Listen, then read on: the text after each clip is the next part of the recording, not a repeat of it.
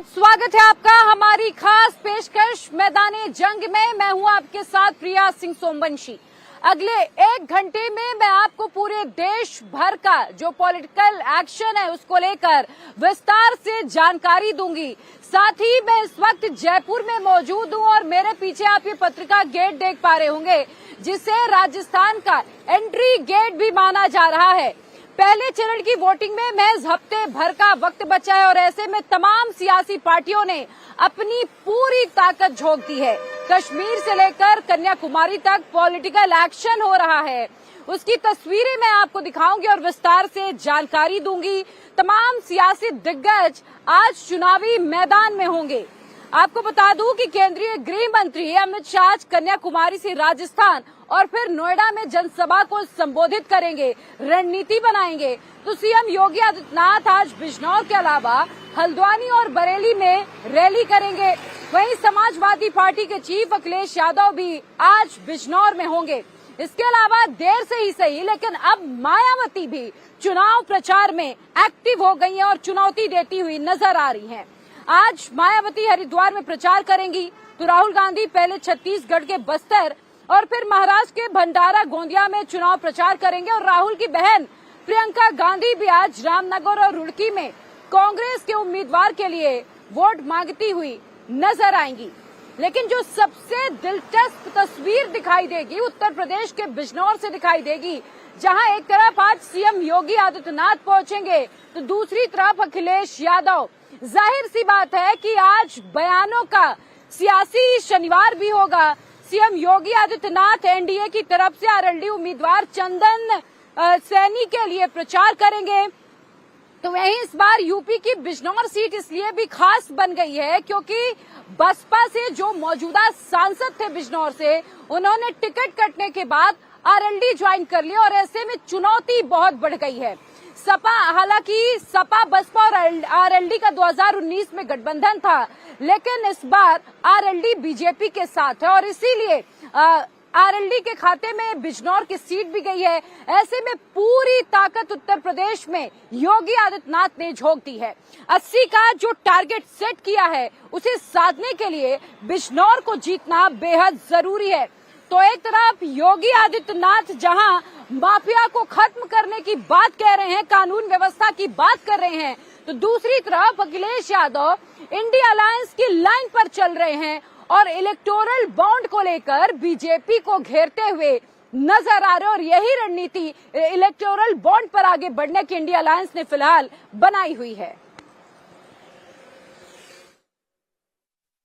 याद रखना, माफिया ने अनैतिक और अवैध तरीके से जितनी संपत्तियां अर्जित की होंगी, जीरो टॉलरेंस की नीति के तहत उन सभी संपत्तियों को हम फिर से कब्जे में ले चुके हैं या लेने वाले हैं और फिर गरीबों के मकान उसमें आने वाले समय में बनने ही बनने हैं और गरीबों को फिर मकान सौंपे जाने हैं। उसमें भ्रष्टाचार है, इसीलिए महंगाई है और इन सब चीजों के लिए कोई दोषी है तो वो भारतीय जनता पार्टी के लोग हैं। हम भारतीय जनता पार्टी के लोगों को कहना चाहते हैं, यही उत्तर प्रदेश है जिसने उनकी सरकार बनवाई।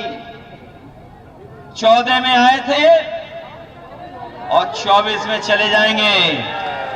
उत्तर प्रदेश के लोग अगर स्वागत अच्छा करते हैं तो जब विदाई करेंगे तो विदाई भी बड़ी धूमधाम से भारतीय जनता पार्टी के लोग करेंगे।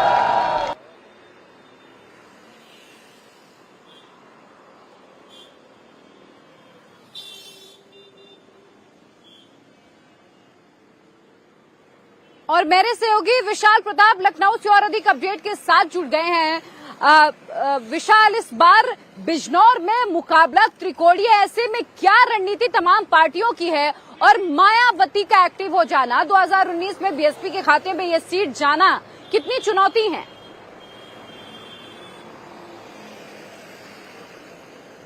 प्रिया, इस बात से बिल्कुल इनकार नहीं किया जा सकता है कि बिजनौर कितनी इंपॉर्टेंट सीट है। इस बात का अंदाजा इसी बात से लगाया जा सकता है कि 1989 में यानी कि 1989 में बीएसपी प्रमुख मायावती यहां से सांसद चुनी गई थी और यहां पर जिस तरीके से दलितों के साथ साथ पिछड़ी जातियों के साथ साथ और मुस्लिम समुदाय का बड़ी कम्युनिटी का यहाँ पर वोट बैंक है, उससे अंदाजा लगाया जा सकता है कि पश्चिमी उत्तर प्रदेश की बिजनौर सीट न सिर्फ भारतीय जनता पार्टी के लिए, समाजवादी पार्टी के लिए, बल्कि बहुजन समाज पार्टी के लिए भी इसलिए इंपॉर्टेंट हो जाती है कि 2019 के चुनाव में बहुजन समाज पार्टी के उम्मीदवार मल्लुक नागर समाजवादी पार्टी के साथ गठबंधन के उम्मीदवार थे और चुनाव में जीत मिली थी। इस बार मल्लुक नागर को टिकट नहीं मिलता है, वो राष्ट्रीय लोक दल के साथ चले गए हैं, वहां उनको एक बड़ी संगठन में जिम्मेदारी सौंपी गई है। लेकिन ऐसे में चंदन चौहान जो कि आरएलडी और भारतीय जनता पार्टी के कंबाइंड उम्मीदवार हैं, उनके लिए चुनौती निश्चित तौर पर है। लेकिन इससे इनकार नहीं किया सकता है कि चंदन चौहान भी उसी लोकसभा सीट से जो विधानसभा सीट आती है उससे बाकायदा विधायक हैं और ऐसे में उनके परिवार का एक ऐतिहासिक बैकग्राउंड है।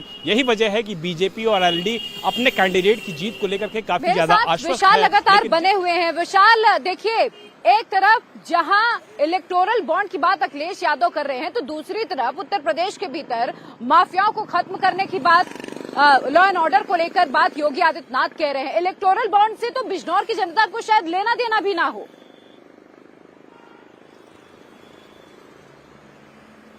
देखिए प्रिया, सबके अपने अपने मुद्दे हैं। जिस तरीके से इलेक्टोरल बॉन्ड को लेकर के अखिलेश यादव समेत पूरा विपक्ष भारतीय जनता पार्टी पर हमला कर रहा है, वहीं बीजेपी बोल रही है कि अगर इलेक्टोरल बॉन्ड को लाने की शुरुआत किसी ने की है, इसकी अकाउंटेबिलिटी किसी ने फिक्स की है, तो वो बीजेपी की केंद्र सरकार ने फिक्स की है। और ऐसे में मुख्यमंत्री योगी आदित्यनाथ लगातार पश्चिमी उत्तर प्रदेश के दौरे पर हैं, आज भी वो पश्चिमी उत्तर प्रदेश में रहेंगे और वो लगातार माफियाओं के खिलाफ जो कार्रवाई हुई है, उत्तर प्रदेश में जो माहौल उसके बाद पैदा हुआ है और जो बिजनेस करने का आसान तरीका हुआ है, बिजनेस कम्युनिटी का पहली पसंद बनी उत्तर प्रदेश, इन सारी चीजों को लेकर के वो मैदान में जा रहे हैं। तो जहां विपक्ष इलेक्टोरल बॉन्ड की बात कर रहा है, वहीं उत्तर प्रदेश के मुख्यमंत्री समेत उत्तर प्रदेश की जो पूरी कैबिनेट है, वो उत्तर प्रदेश में जो बदलता हुआ परिवेश है, बदलता हुआ जो माहौल है, लॉ एंड ऑर्डर की जो परिस्थिति है, इन सारी चीजों को लेकर के जनता के बीच जा रहे हैं। अब ये देखना काफी दिलचस्प होगा प्रिया कि बिजनौर की जनता इस बार किसको अपना सांसद चुनती है। लेकिन जो मुकाबला है वो बेहद करीबी नजर आ रहा है। जहां बीजेपी अपनी जीत का दावा कर रही है, वहीं विपक्ष भी तेजी से गोलबंदी करने की कोशिश कर रहा है। अब किसको कितना फायदा मिलता है, किसको कितना नुकसान होता है, इसका फैसला तो बिजनौर की जनता 4 जून को कर देगी। लेकिन जिस तरीके का माहौल इस समय पश्चिम उत्तर प्रदेश में है, सभी पार्टियां अपने आप को जिताने में पूरी ताकत लगाई हुई हैं और पूरी ताकत से सभी पार्टियां इस समय प्रचार कर रही हैं। प्रिया, बिल्कुल विशाल, और यहाँ पर दलित और जाटो वोटर्स की संख्या ज्यादा है। ऐसे में आरएलडी के समर्थन में यहाँ पर जो समीकरण बनते हुए वो ज्यादा नजर आ रहे हैं। बहुत शुक्रिया आपका तमाम अपडेट के लिए। चलिए, अब उत्तर प्रदेश के मैदानी जंग के बाद मैं आपको लेकर चलूंगी दक्षिण के मैदानी जंग में, जहां इस बार तेलंगाना की हैदराबाद सीट हाई प्रोफाइल बन गई है। यहाँ पर चर्चा बहुत ज्यादा है क्योंकि इस सीट से आईएम चीफ असदुद्दीन ओवैसी के खिलाफ बीजेपी ने अपनी फायर ब्रांड नेता माधवी लता को उतारा है और अपने बयानों के चलते माधवी लता लगातार सुर्खियों में बनी हुई हैं। असदुद्दीन ओवैसी का पूरा खाका अपने साथ लेकर माधवी लता इन दिनों चल रही हैं। 2004 से अब तक लगातार 4 बार असदुद्दीन ओवैसी यहां से चुनाव जीत चुके हैं, लेकिन इस बार की जो फाइट है वो असदुद्दीन ओवैसी को भी टफ लग रही है। और वजह ये है कि चुनाव तो 13 मई को यहाँ पर जो वोटिंग है 13 मई को होनी है, लेकिन ताकत अभी से असदुद्दीन ओवैसी ने अपनी झोंक दी है। डोर टू डोर कैंपेन कर रहे हैं, लोगों से वोट करने की अपील कर रहे हैं। तो वहीं माधवी लता भी जनसंपर्क करने में जुटी हुई हैं। प्रधानमंत्री नरेंद्र मोदी के नाम पर वोट मांग रही हैं और ओवैसी और माधवी लता के बीच इस वक्त कांटे की टक्कर है। ये समझने के लिए मैं रुक करती हूँ, मेरी सहयोगी मौजूद है सुरेखा, कितना बड़ा चैलेंज अब असदुद्दीन ओवैसी के लिए। उन्हीं की गढ़ में भाजपा इस बार सेंधमारी करने के लिए पूरा प्लान बना चुकी है। जी हाँ, जहाँ पर हम देखते हैं कि माधवी लता जो है चुनाव प्रचार पहले से शुरू कर दिया है, लेकिन असदुद्दीन ओवैसी ने जो है कल से ही शुरू किया और कल जो जुमे की नमाज थी उसके बाद वो सड़कों पर उतरे, लोगों से बातचीत की और साथ में हमने देखा कि उनका जो अंदाज है, जहाँ पर चाय ठेले वाले हो या उन लोगों से बात करते हुए, उनके साथ उनकी बनाई भजिया खाते हुए, तो इस तरीके से उन्होंने अपने तरीके से शुरू किया है। और अभी हम जैसे देख रहे हैं कि हाशिम अली का जो ये जगह है, यहाँ पर जो है वो चुनावी प्रचार कर रहे हैं और यहाँ पर भी डोर टू डोर, यही उनका अंदाज है जहां पर वो डोर टू डोर प्रचार करते हैं। और अब हम देखते हैं कि आज ही के दिन जो है माधवीलता भी पैदल दौरा जो उनका जो ओल्ड सिटी में है वो भी आज शुरू कर रही हैं। तो एक तरीके से कह सकते हैं कि हैदराबाद जो एक तरीके से हॉट सीट बना हुआ है इस वक्त में, वहां पर इन गलियों में जो है दोनों बड़े नेता जो है वो यहाँ पर पहुंच रहे हैं और लोगों से बातचीत कर रहे हैं, उनसे मुलाकात कर रहे हैं और उनसे अपील कर रहे हैं, वोट अपील। और जहां हम देख रहे हैं कि MIM के कुछ कार्यकर्ता ये भी कहते हुए नजर आ रहे हैं 13 मई जिस दिन चुनाव दिन है उस दिन जो है यहाँ पर उसी दिन असदुद्दीन ओवैसी का जन्मदिन भी है, तो उन्हें तोहफे के तौर पे जो है ये यहाँ पर जो है उनको जीत मिलनी चाहिए। और असदुद्दीन ओवैसी बार बार ये कह रहे हैं कि 13 मई को वोट दीजिए और साथ ही में वो ये भी कहते हुए सुनाई दे रहे हैं कि ज्यादा से ज्यादा जो वोटिंग परसेंटेज है उसे बढ़ाया जाए, क्योंकि हम हमेशा देखते हैं पुराने शहर में जो है वोटिंग परसेंटेज काफी कम होती है। तो इन तंग गलियों में जो है असदुद्दीन ओवैसी किस तरीके से प्रचार करते हुए नजर आ रहे हैं ये आप देख सकते हैं।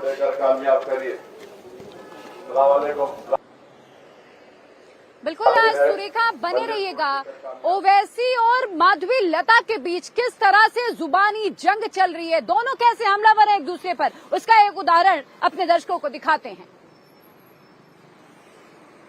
40 साल से जहां ये MP बनकर फिर रहे हैं और तकरीबन 7 उसी MP कॉन्स्टिट्यूंसी के 6 कॉन्स्टिट्यूंसी के उन्होंने MLAs हैं, नामपल्ली का भी MLA उनका खुद का है, तो बताए तो सही वहां पसमंदा दिन ब दिन बदतर क्यों होते जा रहे?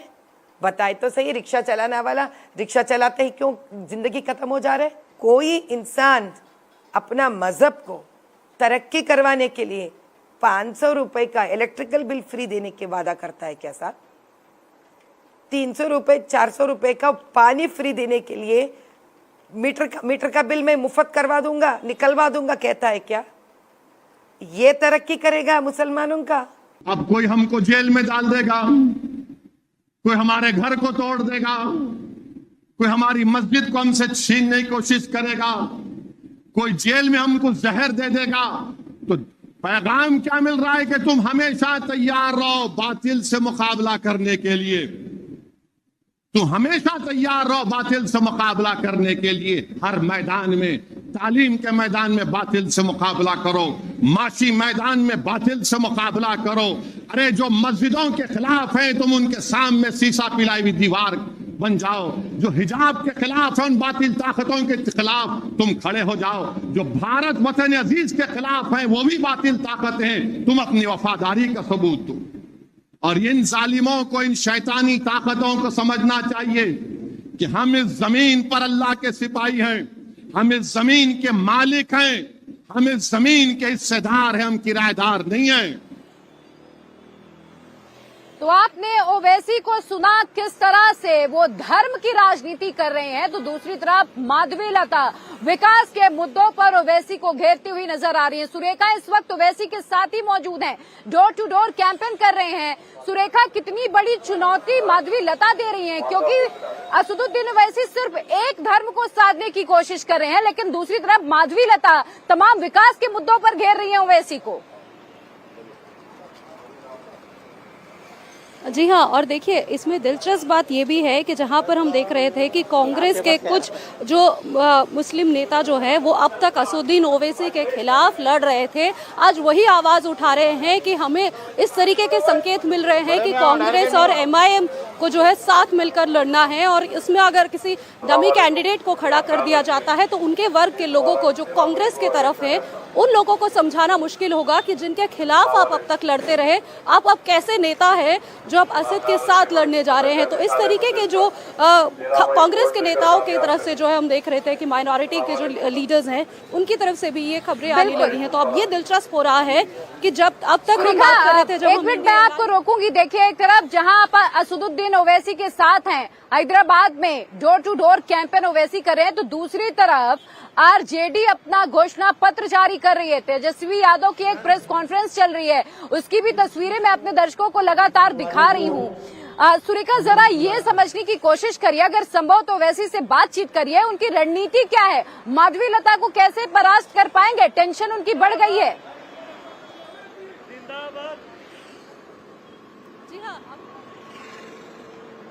सुरेखा, मैं आपका रुख वापस करूंगी। इस वक्त तेजस्वी यादव की प्रेस कॉन्फ्रेंस एक बार अपने दर्शकों को सुना देते हैं। हम लोगों ने 20 में जो मुद्दे लाए उस सारे मुद्दों को 17 महीने में हम लोगों की कोशिश रही कि सारे मुद्दे को हम लोग पूरा करें।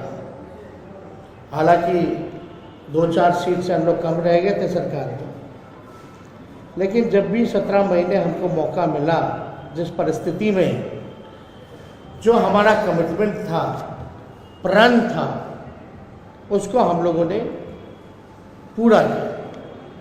आप देखेंगे 17 महीने में जो देश में कहीं नहीं हुआ था,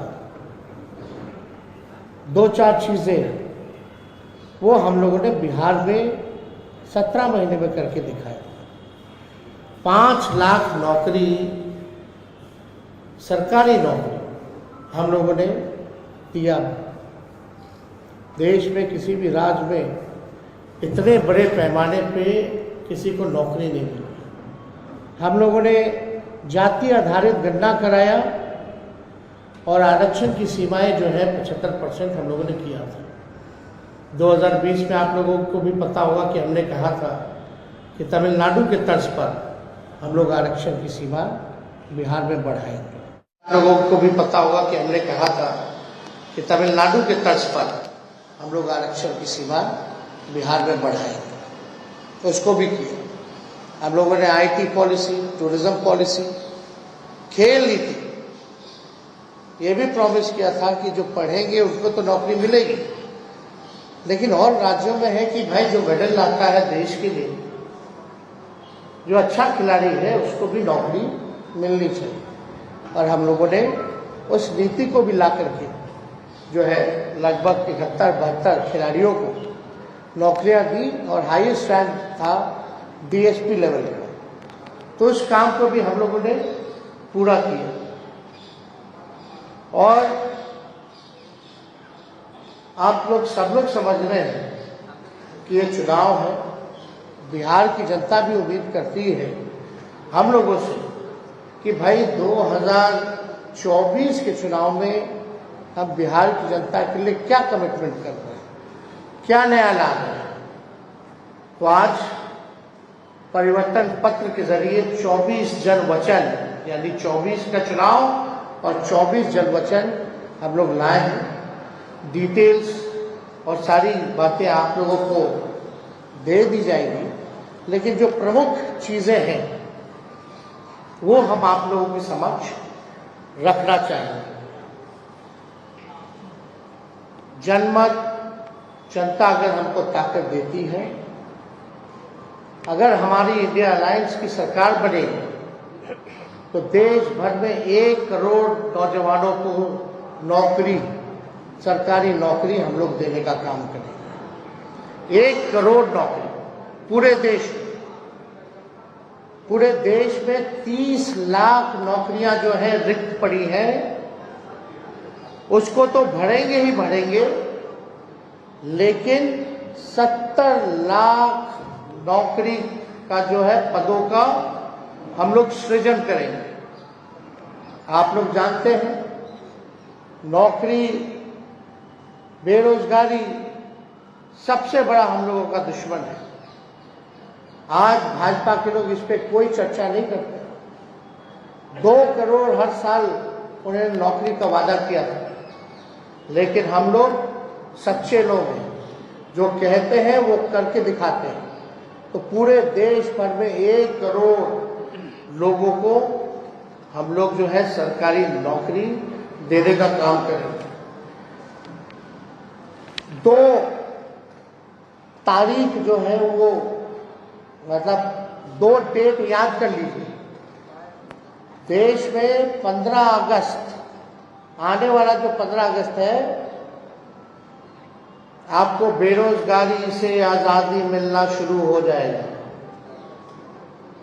आने वाला जो जिस समय हमारा देश आजाद हुआ था, जिस तारीख को, हम लोगों का प्रण है कि हम लोग 15 अगस्त से बेरोजगारी से आजादी हम लोग लाएं। यानी सरकार आएगी तो 15 अगस्त से हम लोग जो है नौकरी की प्रक्रिया शुरू कर देंगे।